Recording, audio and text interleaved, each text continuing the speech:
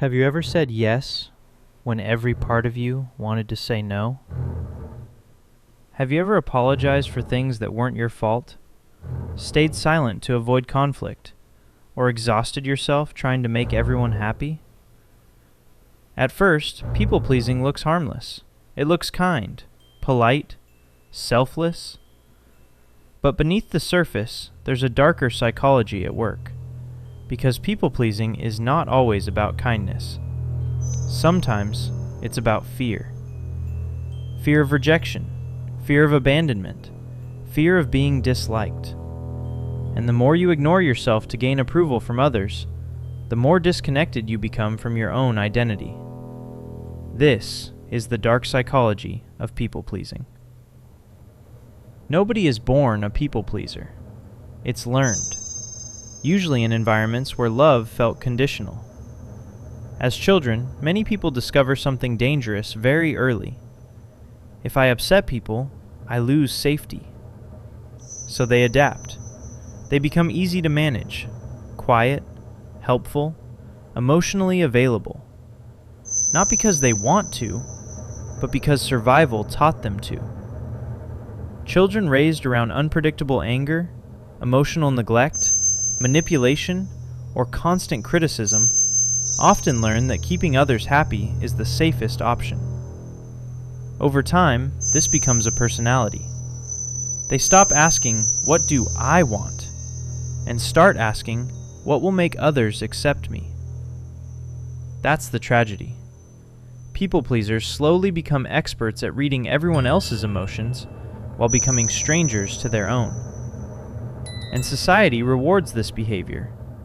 People call them mature, kind, reliable. But internally, they are exhausted. Because constantly performing for approval creates emotional burnout. Now here's the uncomfortable truth most people never talk about. People-pleasing can become manipulative. Not intentionally, but psychologically.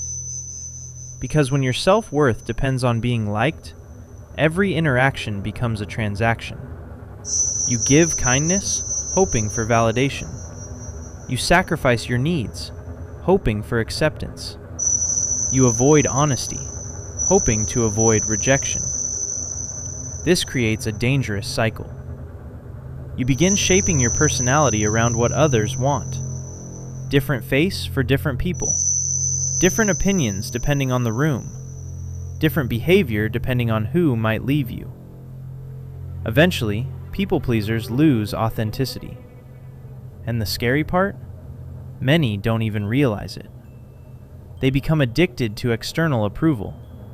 A compliment feels like emotional survival. Disapproval feels like emotional death. This is why people-pleasers often attract narcissists, manipulators, and emotionally controlling individuals. Because manipulators can sense someone who struggles to say no. And once they find that weakness, they exploit it. The people-pleaser keeps giving. The manipulator keeps taking. And both become trapped in a toxic psychological dance.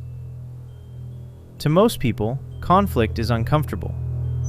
But to a people-pleaser, conflict feels dangerous. Even small disagreements can trigger anxiety. A simple, "I'm upset with you," can feel emotionally catastrophic. Why? Because deep down, many people-pleasers associate conflict with abandonment. They believe, if someone is angry at me, they might stop loving me. So instead of expressing boundaries, they suppress emotions.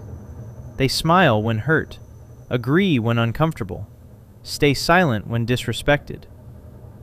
But suppressed emotions don't disappear. They turn into resentment, anxiety, emotional numbness, and eventually, identity collapse. Because when you spend years prioritizing everyone else's feelings over your own, you forget who you really are. That's why so many chronic people-pleasers secretly feel empty.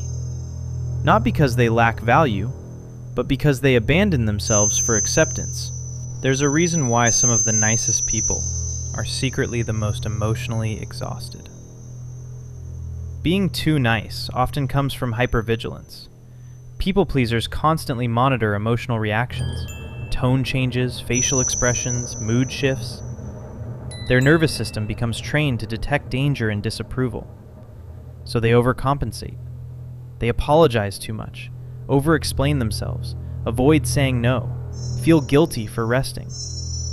And eventually, they confuse self-sacrifice with love. But real love does not require self-erasure. Healthy relationships allow disagreement, boundaries, individual identity. If someone only values you when you're useful, agreeable, or emotionally convenient, that's not love. That's dependency. And people pleasers often stay trapped in these relationships because they fear disappointing others more than they fear losing themselves. Healing from people pleasing feels uncomfortable at first because the moment you start setting boundaries, people notice. Some will call you selfish, cold, different, not because you changed negatively, but because they benefited from the version of you that never said no. The hardest part of healing is realizing you cannot be authentic and universally liked at the same time. Someone will misunderstand you, disagree with you, reject you, and that's okay, because your value does not come from constant approval. The moment you stop performing for acceptance, you begin reclaiming your identity. You stop apologizing for existing. You stop shrinking yourself. You stop carrying emotional responsibility for everyone around you. And slowly, you discover peace. Not the fragile peace that comes from avoiding conflict, but the real kind. The kind that comes from finally being honest with yourself.